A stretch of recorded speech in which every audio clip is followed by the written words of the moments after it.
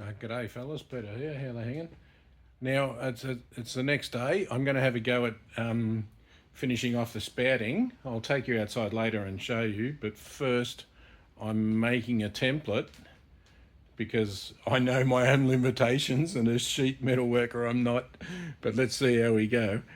So what I've done, I've just been up to see the wife, and she's got me a box of muesli clusters she took out of the box and gave me the cardboard so that I can turn it around and try to give you an idea of what I'm thinking of.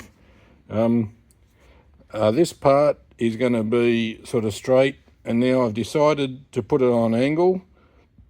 So there's 20mm out. First off, I thought I'd put it there, but I've decided to move it over to here. So I've got a few tram tracks up here. But I'll cut this out. I'll cut it out in paper, and then I might climb up the ladder and show you. And I don't know if it's going to work, but we'll have a go, eh? We have a crack at everything here. So, uru. Okay, so I'll just show you what's going on. Since we are working in the rain. All right, so I've got up to the roof. As you can see, the rain stopped for a little bit. In his infinite wisdom, the previous owner has put the posts on the outside of the shed instead of the inside, which would be normal. So see how the spouting, the reason I saved the spouting is because it's a fair bit of work in doing this at either end, and so that's why I didn't replace the spouting. It wasn't worth it to me, but if I got to do it in 10 years I will. And see what he's done here, because if you can see down there, the spouting finishes here really, and this bit's redundant, but there's two channels. So what he's done is he's bent this one up and put a bit of a slit so the water runs down and drops through the slit, but it still doesn't really go into the you can see what's happening here. It doesn't really go into the, and so what I've done, this was that box gutter.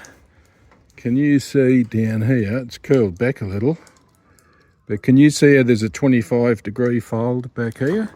If you look along it, you might be able to see it, but there's a 90-degree at the top, then it goes down, and then there's a 25-degree fold back, and then going up under the, I don't know if you can see it from under here, you can see that the way that goes down there, so the water can't come back that way.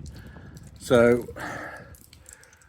what I've got to do is make a piece of tin that goes under this one and on top of that one, and I'll wait for the rain to stop a bit and I'll have a go. I'll just cut myself a bit of colour bond, so we'll see how we go. Okay fellas, still soldiering away. You might be able to hear the rain on the roof. Murphy's Law, as soon as I start working it starts raining, but what do you do? Alright, and look, I cut myself. Alright, so I finally made this template, and there's a few tram tracks down here, but it's going to look something like that with this bend in the middle. And so I'm just going to lay it on the job. As you can see, I ran a texter around it, and the texter was empty of ink, so I went and got my other one that was empty of ink. Then I had to go in the house and get a new one. So I run it around, and I've cut and I've marked it, and I'm just about to put it in my shear. There's no rocket science in this, but I suppose you might want a bit of video. I'll just give you a little bit of video of that. Why not? Okay, fellas. So we're going to use this shear. I've got a bit of light because it's getting late in the day. So there's no rocket science in this.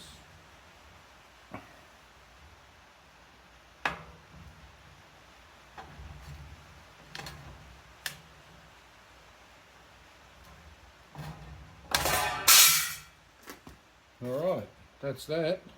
You're going to laugh when you see how I had to you're going to laugh how I had to set up the camera. I'll just show you the things I do for you bastards. Hang on, I'm just grabbing this. Where is it? Oh, let's turn around.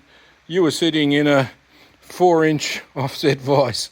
So I do the things I do for you bastards. What I want to say, I did that. I don't normally wear gloves. I don't like wearing gloves. I don't know how. I see a lot of tradesmen wearing gloves, and I don't know how they do it. I'm a very tactile person, and I need to feel things, the tools and stuff like that. So I very, very rarely wear gloves, but I will if pushed.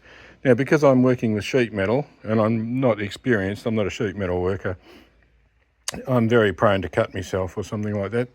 So those are the gloves that I have been wearing. But when I'm drilling when I'm using the drill press and I'm worried a thin piece of tin or something is going to spin around, and I'm just holding it with my left hand and working the quill with me right. I bought a set of these, a long time ago. These are really good gloves. What are they? Let's come out in the light. They are called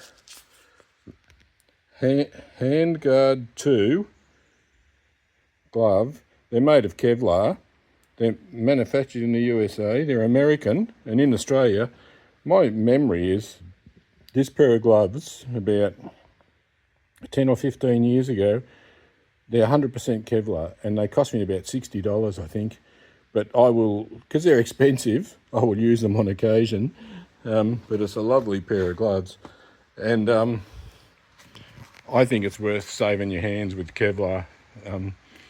And if you buy them once, if you only use them occasionally, they're going to last a lifetime. And who knows, maybe I've saved my hand or something, but at least you've got a good chance of it. So, uru.